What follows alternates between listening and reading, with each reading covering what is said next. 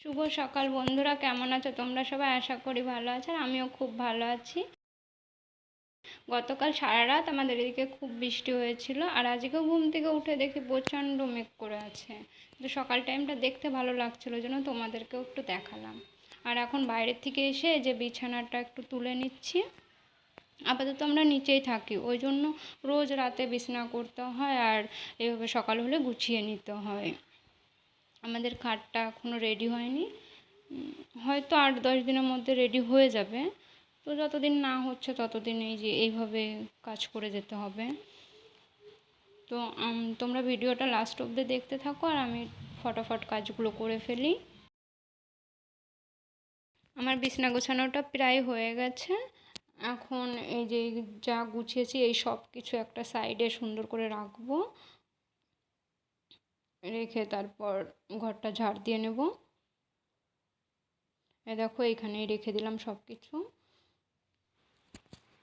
যখন ঘরটা ঝাড় দিয়ে নিচ্ছি, আমাদের রুমটায় তেমন কোনো কিছুই নেই, ওই জন্য এই সব জিনিস এরকম নিচেই রাখতে হয়। দেখো এদিক দিয়ে ওদিক দিয়ে রাখা।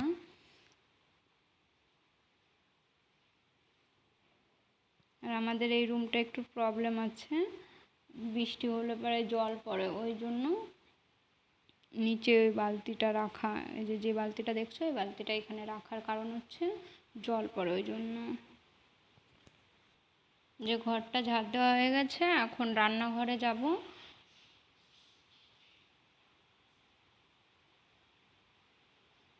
রান্নাঘরে চলে এসেছি, এসে দেখি কালকে রাতে পাঁপড় ভাজা হয়েছিল, সেই তেলটা কড়াইতেই ছিল, ওই জন্য যে এখন ঢেলে নিলাম তেলটাকে।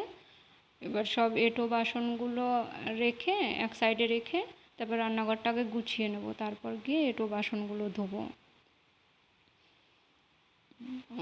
দেখো সব প্রায় গোছানোও হয়ে গেল। এখন এটা বাসনগুলো ধুয়ে নিচ্ছি।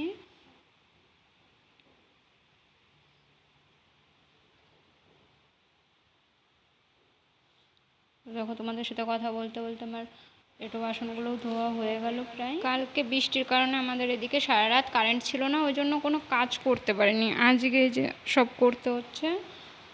দেখো বাসনগুলো যখন ধুয়ে নেব, বাসনগুলো ধোয়ার পরে তারপর যাব চা বানাতে। তো দেখো আমার বাসনটাও ধোয়া হয়েই গেল প্রায়। এখন এগুলোকে জায়গা মতো একটু গুছিয়ে রাখবো, রেখে তারপর চা বানাবো।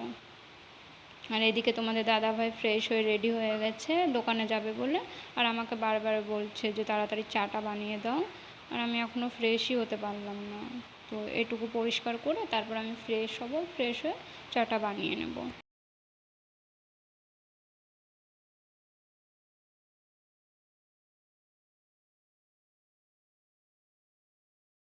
আমরা আবার সকালে দুধ চা খাই, লিকার চা খাই না, ওই জন্য দুধ চাটাই বানিয়ে নেব এখন। আর আমি নতুন ভিডিও করছি, আমার ভিডিওটা পুরোটা দেখো, আর যদি কোনো কিছু ভুল থাকে তাহলে আমাকে কমেন্টে প্লিজ জানিও, ভুলটা ঠিক করার চেষ্টা করব। আমি তো আগে পরে কোনো দিন ভিডিও করিনি, তাই আমার ভিডিওর ব্যাপারে তেমন কোনো আইডিয়া নেই, আমাকে কমেন্টে প্লিজ জানিও।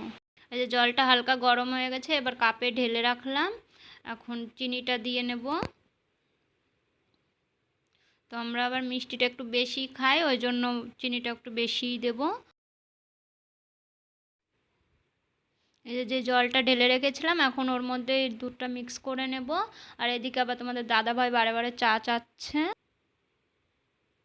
লাস্ট অবধি নিজেই চলে এসছে রান্নাঘরে দেখতে যে চা হয়েছে কিনা এখনও। দেখো আমার চাটাও হয়ে গেছে, এখন চাটা ঢেলে নেব। এখন দুজনে চা খেতে বসবো। আর আজকে চা খেতে খেতে অনেকটাই লেট হয়ে গেল, প্রায় 8টা বেজে গেছে।